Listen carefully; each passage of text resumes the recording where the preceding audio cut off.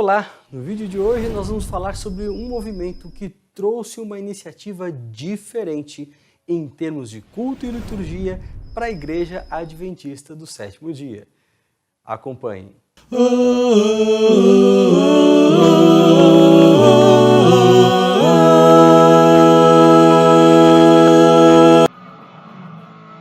O pastor Dan Simpson pastoreava a Igreja Adventista de Calimza Church.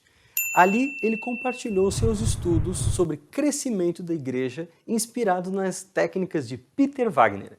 Existe um vídeo aqui no canal apenas sobre o crescimento de igreja e eu quero que você acompanhe no link que está na descrição um pouco mais sobre esse assunto para entender do que estamos falando. A iniciativa de Simpson não teve nenhum resultado. Ele foi transferido e passou a pastorear outra congregação adventista em Azure Hills, em Terrace, Califórnia. Isso aconteceu no ano de 1986 e foi justamente nessa época que Simpson começou a contar com a consultoria de Carl F. George, que pertencia ao Fuller Seminar. Era agora um instituto de crescimento de igrejas evangélico, prestando consultoria a um pastor adventista, que tinha a intenção de reproduzir o mesmo método em uma congregação adventista local. Mas foi em abril de 1989 que Simpson ganhou apoio da associação a qual ele pertencia, e eles votaram que ele alugasse uma congregação da Assembleia de Deus, espaço no qual começou o seu trabalho naquela congregação que ficaria conhecida como Colton Celebration. A proposta logo ganhou adesão de outras congregações adventistas. Em especial, vale o destaque das congregações de Milwaukee Church, em Oregon, e Buffalo Church, em New York. Dessa maneira, iniciou-se um movimento conhecido como Celebration, que marcava uma ruptura decisiva com a liturgia e o entendimento de adoração próprios da Igreja Adventista do Sétimo Dia. Esse movimento se espalhou pela década de 90 nos Estados Unidos, influenciou outras geografias e abriu margem para uma série de discussões sobre liturgia e evangelização pós-moderna. Mas afinal, o que podemos aprender com o movimento Celebration e suas repercussões? O conhecido teólogo Gerhard Hazel pôde analisar o movimento Celebration e destacou que ele possui três elementos principais. Primeiro, com respeito à estrutura congregacional. As congregações passaram a agir de forma mais independente, abandonando o inário adventista e tomando decisões como se fossem mini-denominações. O segundo elemento, a liturgia. Essa foi uma outra mudança bastante característica, com várias inovações sinódicas, elementos como dança e teatro sendo agregados ao culto, entre outros. Por último, um terceiro elemento de mudança com respeito às doutrinas.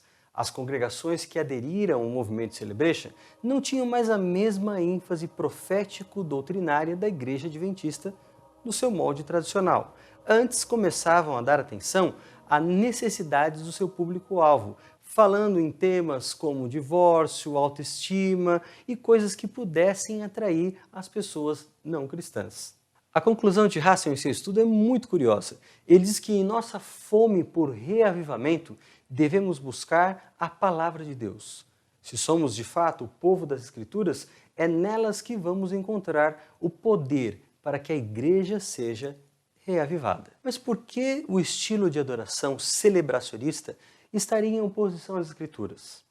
Bacchiocchi explica que nessa ânsia por satisfação, acaba-se, em verdade, satisfazendo ao egocentrismo, buscando músicas que agradem ao gosto pessoal ou contemporâneo, enquanto a adoração bíblica é marcada por músicas e canções que exaltam o poder de Deus em ações redentivas e criativas. Toda vez que o homem é colocado no centro da adoração, isso constitui um desvio do conceito bíblico de adoração.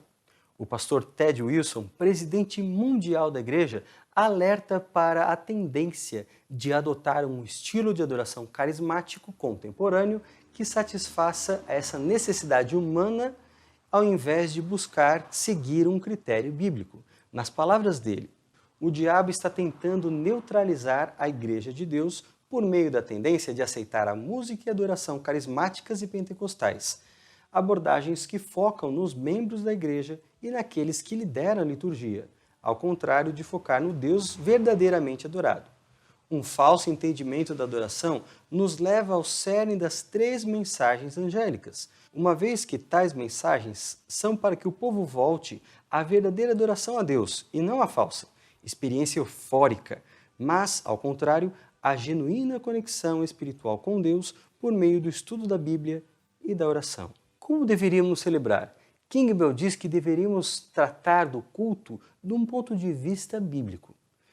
E numa toada semelhante, Ángel Manuel Rodrigues, antigo diretor do BRI, o Biblical Research Institute, ou seja, o Instituto Bíblico da Associação Geral, fala que se é para mudar alguma coisa na liturgia, essa mudança deve ser orientada por critérios bíblicos, ou seja, não é errado mudar, desde que você mude para se aproximar daquilo que a Bíblia diz, não para seguir modismos ou porque a igreja A, a igreja B estão mudando, simplesmente seguindo o fluxo das tendências. Devemos mudar de forma consciente e ancorados por uma leitura do texto bíblico. Os adventistas, em realidade, têm princípios claros e sólidos sobre adoração, focados na palavra de Deus. Entretanto, Dennis Fortin tem alertado que nos últimos anos uma hermenêutica pós-moderna tem feito tanto gostos pessoais como assuntos culturais dominar qualquer discussão que se tenha sobre adoração. Fortin continua alertando para essa hermenêutica revisionista que acaba levando a um estilo de adoração que é imposto sobre toda a congregação, em nome da preferência de alguns que têm a sua mente orientada mais pela cultura do que pelas Escrituras. O professor Getro de Oliveira faz uma consideração muito importante sobre essa questão de estarmos conscientes e levar o assunto da música a sério. Nas palavras dele, se realmente tivéssemos a devida seriedade e sobriedade que o assunto do uso de música na igreja requer, iríamos, no mínimo, ter a curiosidade de tentar descobrir como a música é capaz de nos afetar e comunicar ideias e sentimentos. O mais preocupante é que em qualquer tipo de culto, de qualquer religião, o estilo de música e o padrão de adoração reflete o conceito que se tem da divindade. Gordon, por exemplo, alerta que durante 19 séculos a igreja cristã foi praticamente unânime na sua adoração. Os critérios eram sempre os mesmos e as músicas, por mais que sofressem com a evolução cultural, acabavam sendo selecionadas e aquelas que realmente tinham um valor duradouro acabavam permanecendo numa espécie de repositório universal de música cristã. E exemplos desses repositórios são os modernos hinários, que acabam reunindo peças musicais de diversas épocas, testemunhando como foi a adoração em outros períodos da história. É claro que músicas mais novas vão entrando nesse repositório, à medida que elas vão permanecendo com o tempo e vão mostrando seu valor. Infelizmente, esse raciocínio tem sido quebrado pela influência da cultura de massa, que elege músicas mais recentes como se fossem melhores e recebessem atenção. O problema com a música de hoje é que ela é feita para durar hoje. Amanhã haverá outra música que a substituirá. A cultura de massa produz coisas para efeito imediato, para serem logo descartadas. E esse tipo de lógica tem influenciado a música cristã contemporânea. Sérgio Becerra, diretor-geral da Faculdade de Teologia Adventista na Argentina, argumenta que alguém pode falhar em perceber que a música acaba afetando o conceito que se tem de Deus e vice-versa. Segundo ele, a introdução de práticas de adoração não enraizadas nas Escrituras podem ser perigosas. A Igreja Adventista deveria ser cautelosa em definir teologia e prática de adoração bíblica. A sociedade contemporânea é caracterizada pelo desejo pela experiência e sentimentos acima da doutrina, como se vê na adoração carismática contemporânea. Qualquer adoção de novas formas de adoração deveria ser avaliada pela sua fidelidade às Escrituras. Daniel Plank, um estudioso sério sobre a questão da liturgia, adverte que elementos devem estar presentes na adoração adventista. Para ele, o culto deve ser caracterizado pela reverência, ordem e solenidade em equilíbrio com comunhão, espontaneidade e alegria. Já vimos aqui alguns perigos da adoração cristã contemporânea. e há outros vídeos no canal que tratam desse mesmo assunto. Estão todos relacionados aqui na descrição. Também observamos que, a partir do movimento Celebration, discussões sobre esse tema começaram a aparecer na Igreja Adventista, e abriu-se também a porta para novas experimentações em termos de liturgia, imitando modelos evangélicos já bem estabelecidos, especialmente aqueles usados no culto carismático. Esses modelos continuam presentes em muitas partes do mundo até a atualidade. Esse é um grande desafio para a Igreja Adventista.